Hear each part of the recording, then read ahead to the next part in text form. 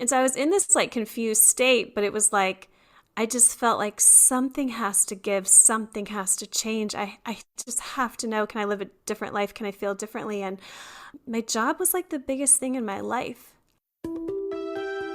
Be confident, be bold, be authentic, but don't forget to take action.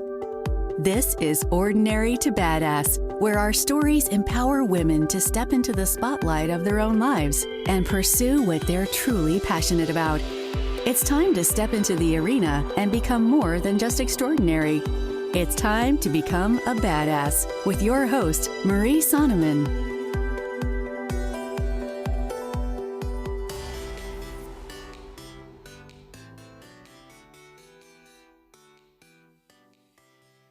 Welcome to Ordinary to Badass, episode number 255. In this episode, you're going to hear from Kara Bitar. And Kara and I talk about all sorts of different things. She's an optimizer. Listen to the episode to find out more what that's about. But at the basics, it's more to help you tap into who you really are. So we talk about all sorts of things like following your intuition or understanding yourself and making that a priority. So really, this episode is all about you. Make sure you tune in or you listen to it. But you know what? It's Halloween. So happy Halloween. If you're listening to the episode on the day that it aired, happy Halloween. And if getting in touch with who you really are or making some major life changes, not necessarily, but if you feel an urge or feel a pull, like something needs to change, that can be scary. So what a day, what an episode for Halloween, doing the internal work, which isn't always easy. Also, I wanted to tell you about upcoming workshop, Master Your Money Workshop. I am so stinking excited. It's going to be so amazing. There are a lot of experts in the financial field who are going to show up, and we're going to try to cover all areas. If you are in debt and you're struggling, you're behind on your bills, but have kind of put your head in the sand, this is for you. If on the other side, you've let your spouse handle your finances and do all of that work, then you're also going to want to do this. We're going to meet you right where you are. I want to hit all the avenues, right? So that you can feel comfortable, start making the financial decisions and start speaking up about your finances.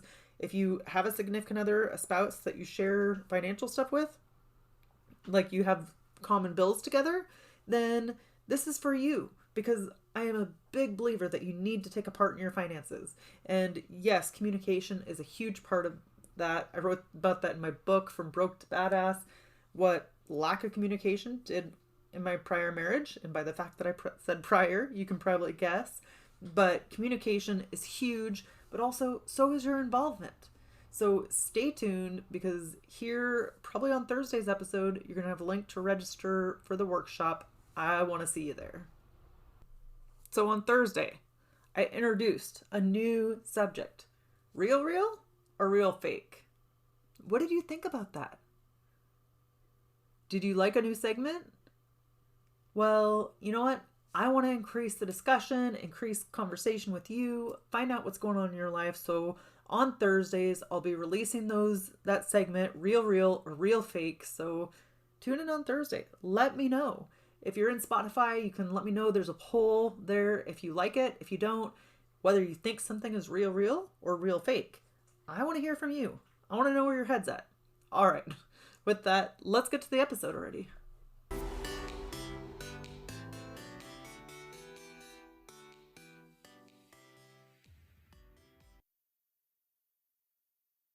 Welcome to Ordinary to Badass. Whether you're ordinary or badass, I am so glad you're here. Today's guest is Kara Bitar. Kara, thank you so much for being here. Excited to have you on the show. Thank you so much for having me. I'm so happy to be here. So before we go any further, I've got to ask you, do you consider yourself ordinary or badass? So, I'm going to say badass, but I have to say, there were so many points in my life where I felt so opposite. I felt like the things I look back on now and I'm like, okay, yeah, that was like a badass thing to do, so to speak. When I was doing it, I felt completely afraid. I felt like a failure, all the things. But like now looking back, I can say that. Yeah, that's funny how, like, hindsight, you could see so much clearer than when you're actually in the moment going through the hard stuff, you know? Yeah, yeah, yeah. In the moment, doing all the things I did, oh my goodness, I felt like, yeah, I felt so many things that were so far from being a badass. So, what was one of those things that you did that now you look back on and say, oh, yeah, that is pretty badass? Yeah, well, the thing that I did one of the things I did, I would say, is that I left my job as a high stakes corporate litigator. And this was a job that I had planned and worked my whole life for. So since I was in fifth grade, I made the decision like I'm going to be an attorney, and I worked really hard to that end. And it was like this lifelong plan of mine. So I like graduated highest honors from high school, and I graduated summa cum laude from college, and I published as an undergraduate in college, and then I went on to Duke University School of Law on a scholarship, and I published while I was there, and then I got recruited by, and I did take a job with one of the largest law firms in the Southeast. And when I was at that law firm, I was having what all intents and purposes everyone would call as like success. I was respected and appreciated by my colleagues. I was doing this really significant legal work. I did a lot of pro bono work for victims of domestic violence, and I was eventually named head of that project. And if you were to look at my life on paper, it looked like I had it all. Like I had this great job. I was making all this money. I had this charming home in the city, and I had this like beautiful wardrobe, and I had like, the money to go on like beautiful vacations, and like, yeah, and my life just looked perfect. And I walked away from that job, and I walked away from it without any sort of plan. I did not know what I was going to do after I left. And so yeah, that's like a major thing in my life that at the time I felt like I was in that job, and even though it looked like I had everything on paper, I was deeply unhappy. And I didn't know why. It was so confusing to me. Like, wait a second, I have everything. I have everything I've worked my whole life for. I have everything everybody told me was going to make me happy.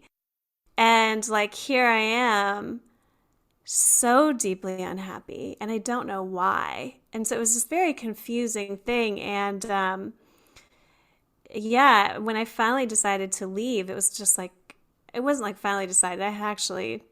It took me years to like get to the point where I'd actually leave. But um, yeah, when I did it, I felt like, even though it was of my own volition, I felt like I was like failing in a sense. And I just felt like guilty about not being happy in my life. And it was just this really confusing thing, but I left anyway. And I see now in retrospect, that was actually a courageous thing to do, but I didn't feel that way at the time. Right, right. Mm-hmm. So, take us back to that moment where you actually made the decision.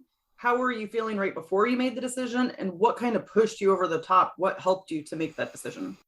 Yeah, so like I said, quite frankly, it took me years. I just kept like trying to make that job work, like trying to make myself happy, trying to figure out like why I wasn't happy. And I finally got to the point where it was like, nothing is working. I feel deeply unhappy. I don't care I don't want to get up in the morning. I don't want to have my days be like this. Like life just felt so much like this monotonous grind. Like it just, and, there was this part of me that was just like, this cannot be what life is. Like, it just can't be. This can't just be like I just get up every day and I just like go to work and I don't want to get up, and maybe I have a moment of joy here or there, but then it's fleeting. It goes so quickly. And so I finally got to the point where I was like, okay, I felt like I had tried everything to make that job work. I felt like I had tried everything to make myself happy in it. And it was this like confused state that I was in, because like part of me blamed the job for not being unhappy, because it was high stress, it was high pressure. We did work a lot. But part of me was like, this really isn't the problem. And if I just go to a different job, it's going to be different faces, different places, but I'm going to feel the same. And so I was in this like confused state, but it was like, I just felt like something has to give, something has to change. I just have to know, can I live a different life? Can I feel differently? And my job was like the biggest thing in my life. And so, yeah, finally, after years, I finally got up the courage to leave that job. And it was just, it felt surreal when I put in my notice. Like I was just like, it was like I was watching myself do it. But I wasn't like, it was like, this is the craziest thing I've ever done. Like I've worked my whole life for this, and I have this job that most people can't even get. And I'm like, and I'm succeeding at it, and I'm just going to leave it. And I have no plan. I don't know what I'm going to do next. And so yeah, it was just, it took me a long time. And when I finally did it, it felt surreal. And I felt like I have to know if I can have a different experience. But at the same time, I felt confused and afraid. Yeah. Did anybody like look at you like you were crazy, or did any of your family members have issues with it? And how did you deal with that? So it was interesting. I did have the people who were like, you've worked so hard for this and you're so good at it. Why would you leave this? Why would that's just like, why would you do that? And then at the same time, it was so interesting. I had other people who behind closed doors kind of like came into my office and kind of said to me like, I don't know that I'm really happy either. Do you know what I mean? I don't know that this is really like that I really feel good. And so it's kind of, you would think I would just get this like, what are you doing? This is crazy, but it's really not. It was kind of like a mixed bag. And I think, the thing is like innately we know that our lives are lives that are meant to be lives that are joyful, that are exciting, that are exhilarating, that are filled with interest. And if you're not having that experience, even though we've kind of been, programmed in a way to like think that like that's normal, like there's a part of us that knows it isn't. And so it's like, I think when some people saw me doing that, it kind of like awoken like that part of them in a way. But at the same time, of course, there are people who were in that job who absolutely thrived. You know what I mean? I just wasn't one of those. I mean, on the outside, I looked like it, but on the inside, that wasn't really what was happening. Yeah, that's so powerful though, because I think there's so many times where it just takes one person stepping up and like listening to their truth or speaking their truth. And then it kind of has a domino effect, or other people are like, oh, she did it, then I can do it too. So it helps other people too. For sure. I think it does. It's almost like, I do feel like we get into these kind of situations or this experience in a way where it's like we just keep doing the same thing over and over again because it's like, again, it seems normal. It's like, well, everybody else is doing it. And I did that when I was at my job. I looked around, I'm like, well, everybody else seems to be fine. And like, here I am, like everything in my body is like, this can't be life. You know what I mean? And so it's like it's like we accept certain things as normal. It's like we accept living in states of stress. We accept living in states of overwhelm. We accept living in states of disease or monotony or feeling like life is hard and it's a grind. And like we accept low levels of joy. It's like we just see those as like normal, and they're not normal. They've been normalized, but they're not normal. They're not our fundamental nature. So I do think when someone kind of steps out of that, other people do, there's a part of them that recognizes that, because my position is like the truth of who we are is there. Like we internally and deeply know who we are.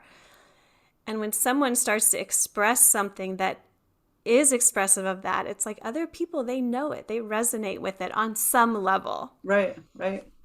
So good. I can't wait to dig in some more. But first, will you tell us a little bit about yourself, like what you're doing now?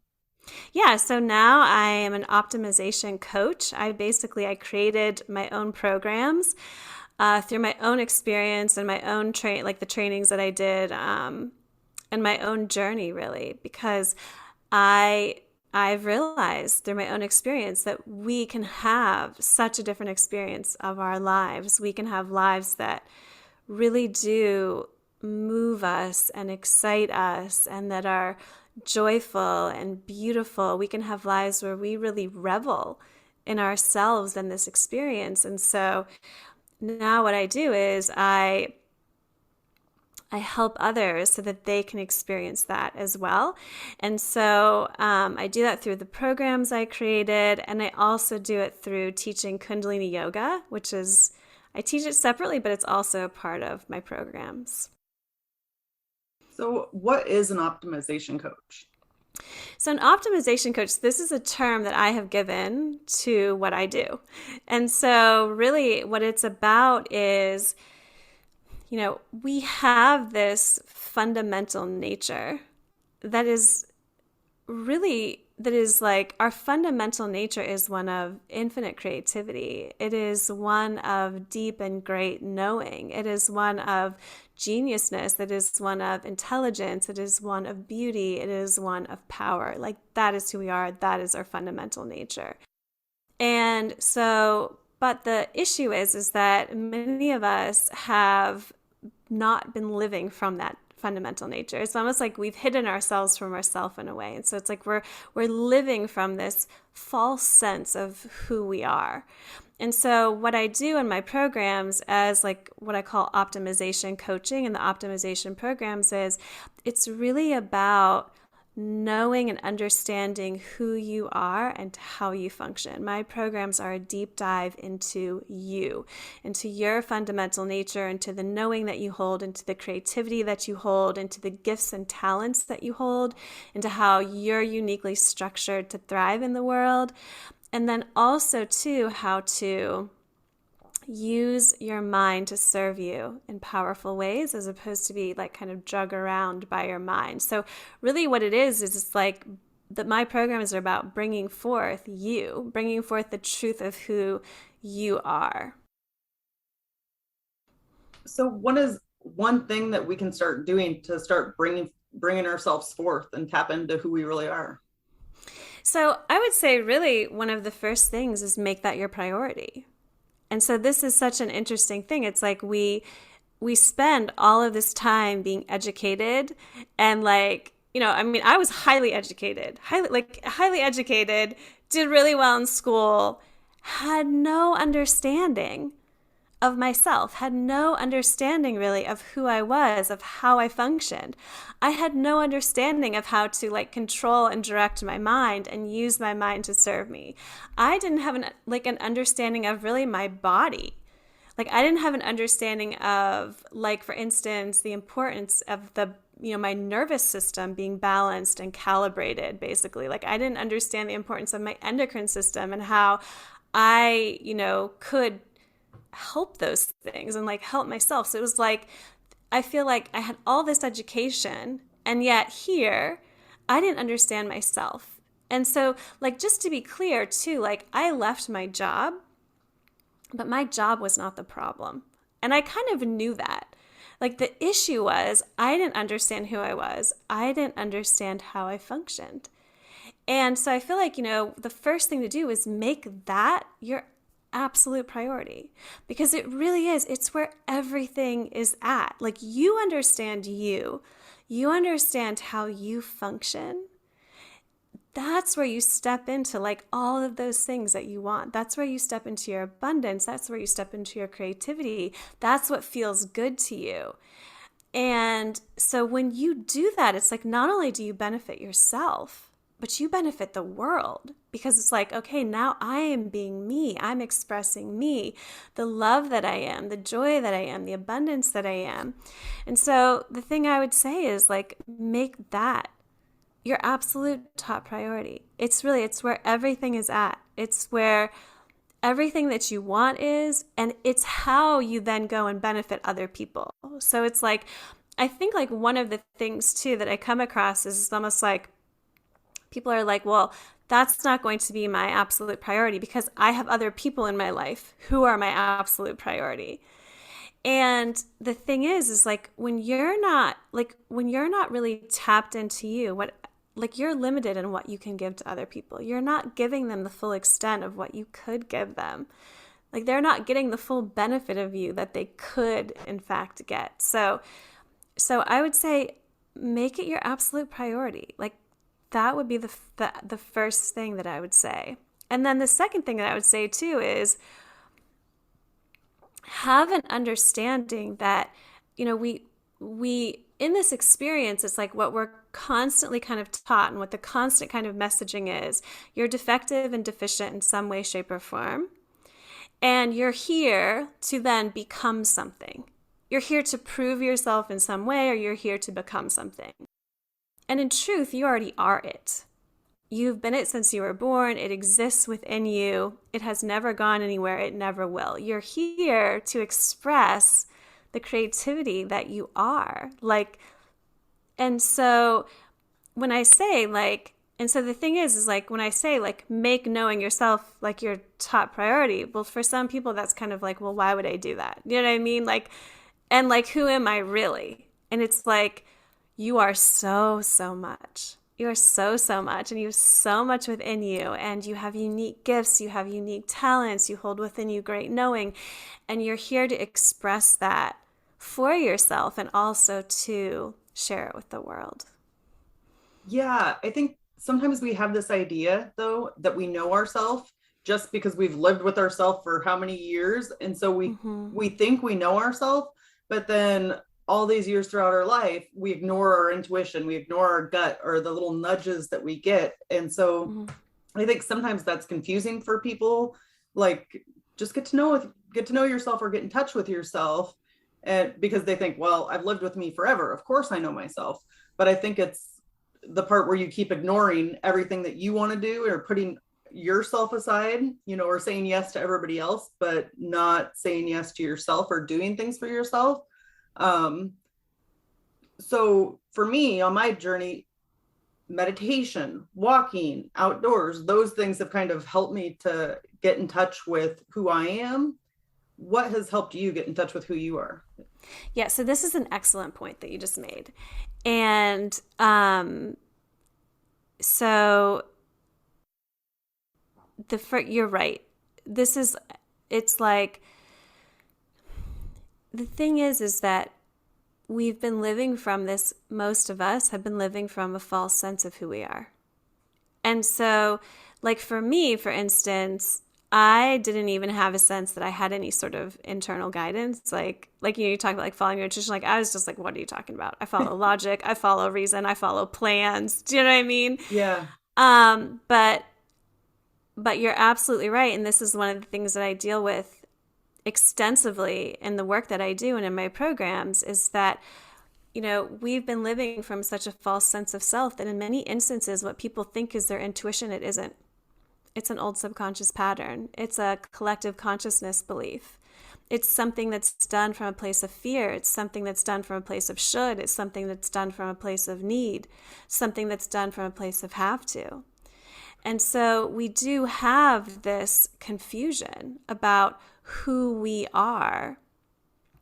And it takes something to cut through that and to understand, oh, actually, this is who I am. This is actually what the internal guidance within me is saying, to separate out and parse that out from this false sense of self that we've been living from. And so,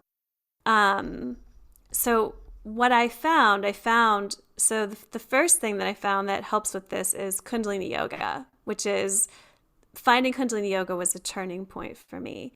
And then the second thing is that I think we really do have to, when I say make understanding you a priority, I really mean it. It's a deep dive into you. It's a deep dive into understanding, into making your subconscious conscious, for instance. What is a subconscious belief versus what is a conscious belief? What's actually going on below the surface?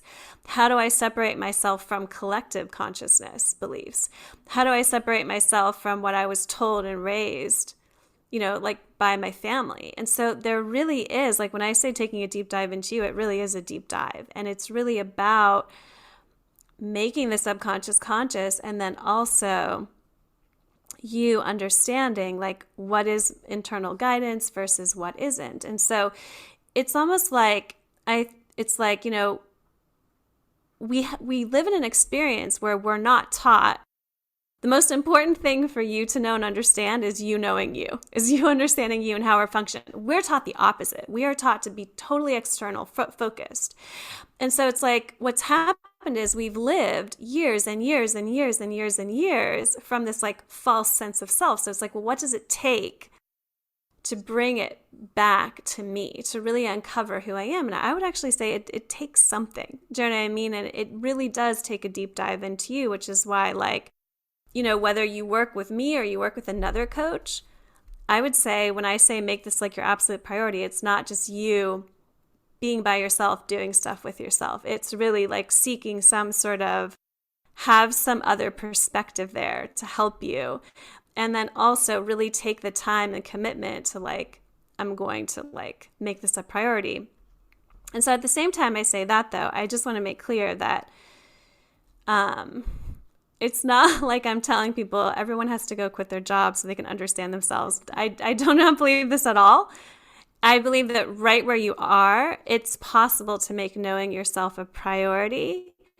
And it's possible to make knowing yourself a priority even in the midst of busyness. I mean, the fact of the matter is we live in a high pressure, high stress experience. And so like that's what we're in. And so you can do it within that realm. And that's really like what my work is, to show people like you can do it in that realm. You can make yourself a priority. You can understand yourself even in this fast-paced, high-pressure experience.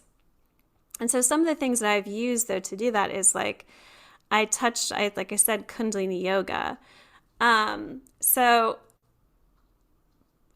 after I left my job, what happened was I realized I was in a worse state of health than I thought I was. It was like when that job went away, my body just like I was able to see the state of health I was really in. And then also too, I saw when that job went away how I actually felt about myself, which was you'd think I'd be able to look back on that job and be like, oh, I did all these things. I have this resume, like I have some sense of worth and value. But when that job went away, it was like every shred of worth and value I had just went with it. And so I found myself in that state, and I made the decision, I'm going to give everything I have to finding answers. And so I spent a year and a half dedicating myself full time to finding answers. And I tried all sorts of different things, all sorts of different modalities. I saw all sorts of healers. I went on retreats. I trained in a number of modalities and like worked in those. And after a year and a half, I was in worse health than I was when I left my job, and I felt worse about myself. And so it's at that point that it was really one of the darkest moments of my life, because I was like, okay, like I think I should just go back and practice law, because this thing that I'm searching for, like it doesn't actually exist. This thing that I think that life can be, it can't. Like I've tried all these things, nothing has worked. And then I found Kundalini yoga. And so finding Kundalini yoga was like this turning point for me, and which is why I use it now in my practice. And so, I mean, one of the things too, of course, that I would say people could do is do Kundalini yoga, because it really was something that it was this turning point for me. And it came at this point where I don't think I could have felt more hopeless than I felt, or worse than I felt. And it was the thing that really started to turn my life around. So I'm probably going to mispronounce it, but how is Kundalini yoga different than regular yoga? So there's a lot of different types of yoga. I think, though, what most people think of when they think of yoga is like hatha yoga, which is like when you think of yoga, do you think of like flowing poses and yeah. I think that's what most people tend to associate with yoga. I think it varies, though. Like on the West Coast, there is more Kundalini yoga. So Kundalini yoga, it does use postures and poses, but it also uses a lot of different types of breathing. It uses hand positions and eye positions because the different parts of the hands are connected to different parts of the brain. We can use eye positions to stimulate the endocrine system. It uses meditation, relaxation, and it also uses sound currents. So there's chanting in Kundalini Yoga. So we use sound currents. And so if you were to walk into a Kundalini Yoga class, it's going to look quite different from what I think most people associate with yoga. And what Kundalini Yoga is doing is, so it's working critical systems of the body like the endocrine system and the nervous system, the circulatory system, and the immune system. It's also working on an emotional level. So it's helping people to release suppressed emotions and deal with current emotions. It's also helping people learn how to like control and direct the mind. And it's helping to rid one of subconscious like programs and thoughts. It's also working on an energetic level. So when we're looking at the energetic bodies, and so what I would say about Kundalini Yoga is it really offers a lot of bang for the buck, so to speak, because it's doing all of these things in one practice. And the cool thing about Kundalini Yoga is, of course, like the more you practice it, the more benefit you get. But there are practices that can be done in 3 minutes. Like you do them in 3 minutes a day and get a benefit from them. How did Kundalini Yoga change things for you? So it was so interesting. I did not know what Kundalini Yoga was, and I had done yoga for years. Like when I was working, I woke up at 4 a.m. every morning pretty much, and I did yoga and I meditated. But I had never heard of Kundalini Yoga. And so I took a class and I didn't know what it was, didn't know what I was getting into. The class, quite frankly, seemed odd to me, like we were doing odd things. But after that class, I felt different. Like I felt like lighter in a sense. And so, but it was a noticeable difference. And so I kept taking classes, and the more classes I took, the better I felt. And in particular, what started to happen was it was like the aches and pains in my body, they started to go away.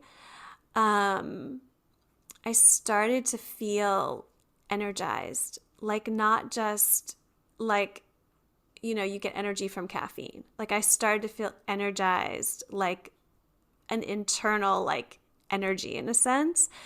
And I started to feel like inspired. It was like, and I started to become really clear-minded.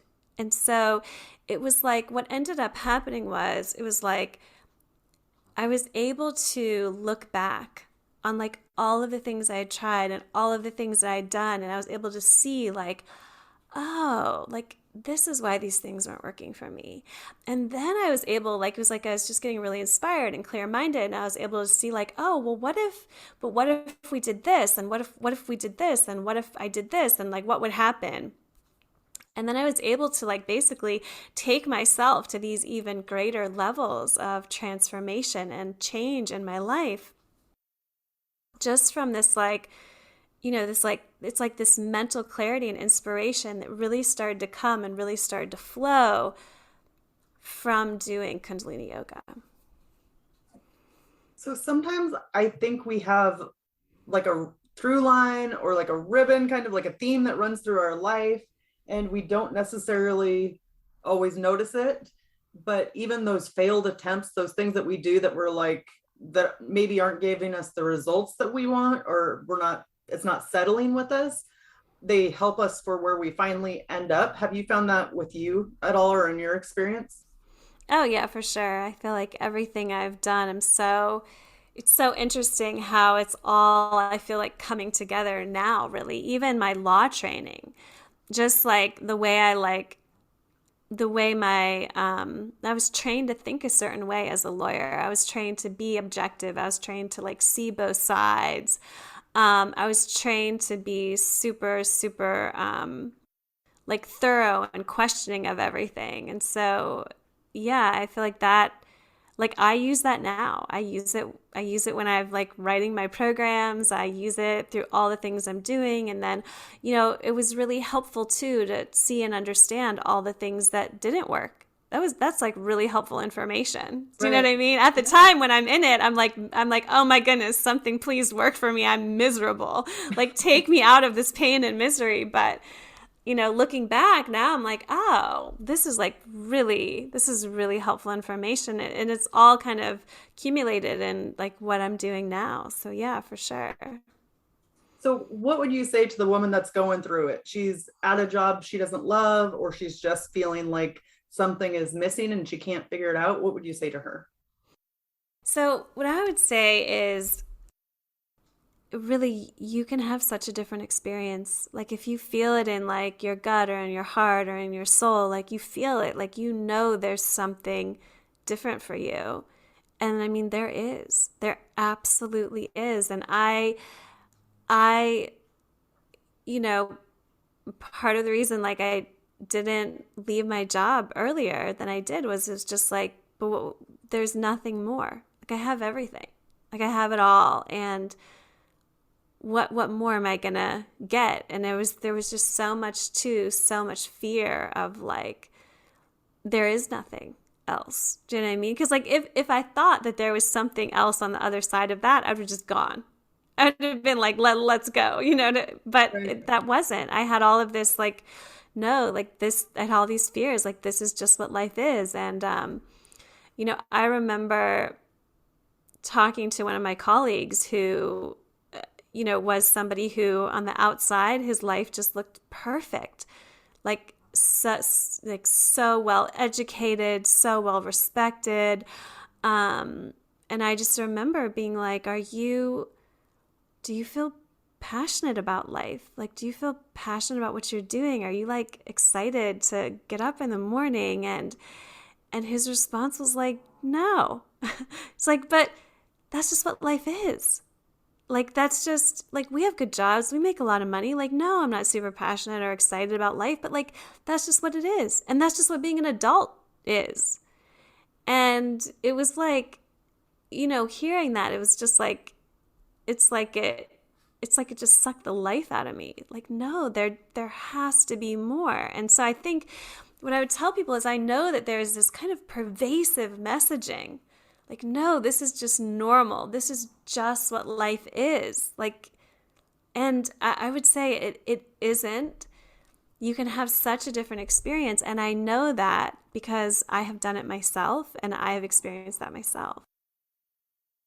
So, I know we're winding down here, but you've mentioned this idea of passion and joy a couple of times.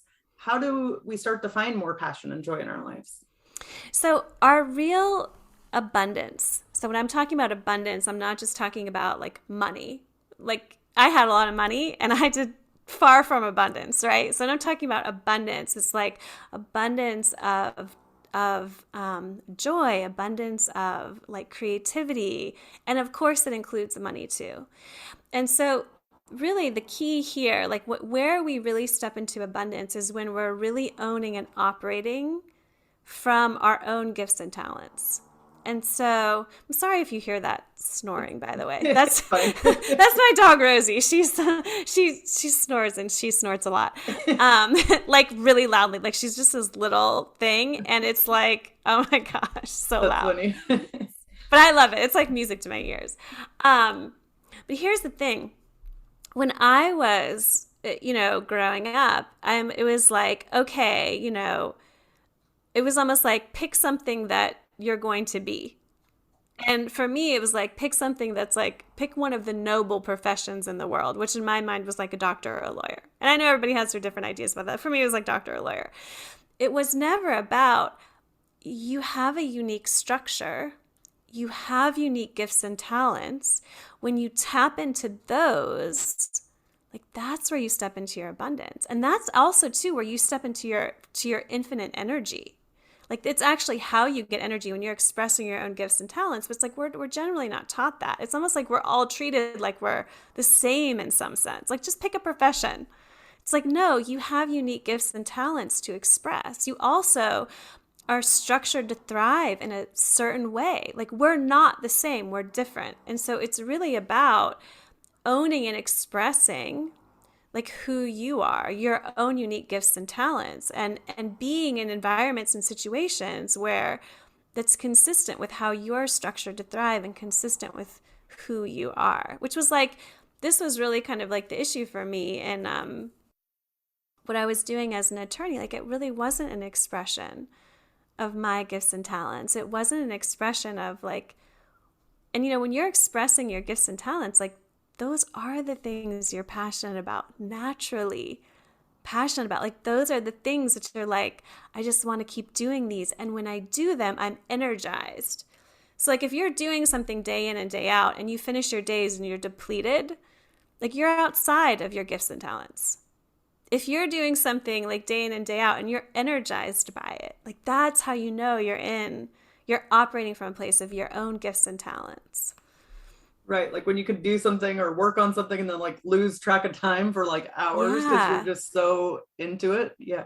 Yeah, like in truth, our creative expressions, when they energize us. We do them and they energize us. And it's like what so many people are doing and what I was doing in my job is the opposite. Let me go just deplete myself. It's like that job took everything out of me. I would come home at night just exhausted. Like I can barely, like I can't cook dinner. I just need to like go to bed. Do you know what I mean? Yeah. Whereas now what my life is like the things that I'm doing, they energize me. I get energy from them.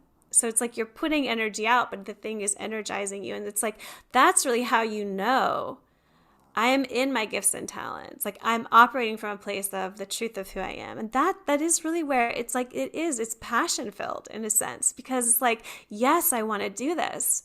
I'm energized by it. It's like my creativity flowing through me and expressing. And it's highly energizing. And it really is where that like that passion comes from. So if someone is doing something other than that, it doesn't mean you don't have a passion in life. It doesn't mean you don't have gifts and talents. Because I really did think that about myself. I was just like, well, if I leave this job, what else will I do? Like, what else is even for me? I don't even have any hobbies. Like, my whole life was about doing things that I should do or I need to do or were like the noble or good or right or whatever thing to do. So, but what I realized is like, no, I do have passions in life. I do have gifts and talents. I just wasn't expressing them in that job. And I would say the same with creativity. We often think, and I was one of these people, like, I'm not creative. I don't have anything creative. You know, and I think Mm-hmm. it's the same. We're just not expressing it or we're just not tapping into it. And Absolutely. there's a lot of creativity and curiosity and stuff too. Like just be curious about different things. Kind of like you went on that journey to learn and try all these different things. Just be Mm-hmm. curious. And I think trying different things brings about more creativity. Absolutely. 100%. I totally agree with you. That creativity is within everyone. I mean, I was like a corporate litigator. I don't think people would necessarily consider that like something like creative, you know, Right.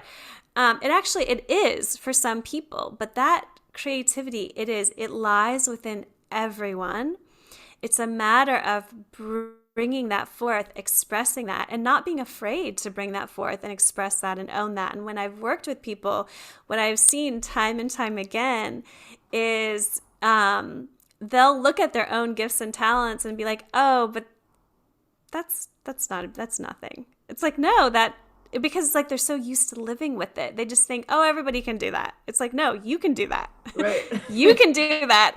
And when you really own that and step into that, you can do it for yourself and like revel in it yourself and you can share it with the world. Yes, so good. So, Kara, let's end with a tip to encourage women who are in the arena fighting for the life that they want. I would say you hold within you great knowing, trust that, and follow that. And how can we connect with you? You can connect with me on my website. It's www.karanicolebitar.com. I'm also on Instagram, karanicolebitar.com or Kara Nicole Bitar. And I offer free calls for people. So if you just want to like explore like what could be possible for you and get clear on what it is you want, you can sign up for one of those. I also offer Kundalini yoga. Um, And I also do these very unique readings. One's called a manifesting blueprint, and that actually sets forth what your gifts and talents are and how you're structured to thrive. I think it's like the most kind of brilliant like hack in a way, because it's like you can do all of this work to really uncover who you are, because in truth you know that. Or you can have one of these readings and we'll just lay it out, and then you can just start owning it and stepping into it. Thank you so much, Kara. You've been a total badass, and I've enjoyed hearing your story. Thank you so much for having me. With that, we'll end our show. To all the badass women out there staying in the arena, wherever you are, whatever you're doing, own it and get after it. Okay, quick recap of the episode. 1. Just because you have everything on paper that you think you need doesn't mean that you'll feel happy. 2. Make understanding yourself a priority. 3. Look for things like Kundalini yoga that'll help you have an internal energy and inspire you to do more. 4. Step into abundance, joy, and money when you're creating from a place of your own gifts and talents. When you do something in a day or when you do something day in and day out, and at the end you feel depleted, then you're outside of your gifts and your talents. 5. You hold within you great knowing. Trust that and follow that. Tune in on Thursday to hear why Kara Bitar is so badass.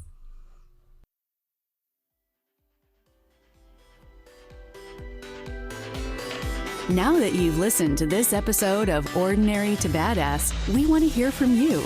Go to our website, ordinarytobadass.com/podcast, and submit your own experience on how you took your life from ordinary to badass, and get the chance to be on a future spotlight episode of the show.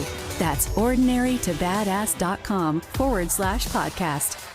While you're waiting for the next episode of the show, wipe off the sweat, dust off the dirt, and get back in the arena.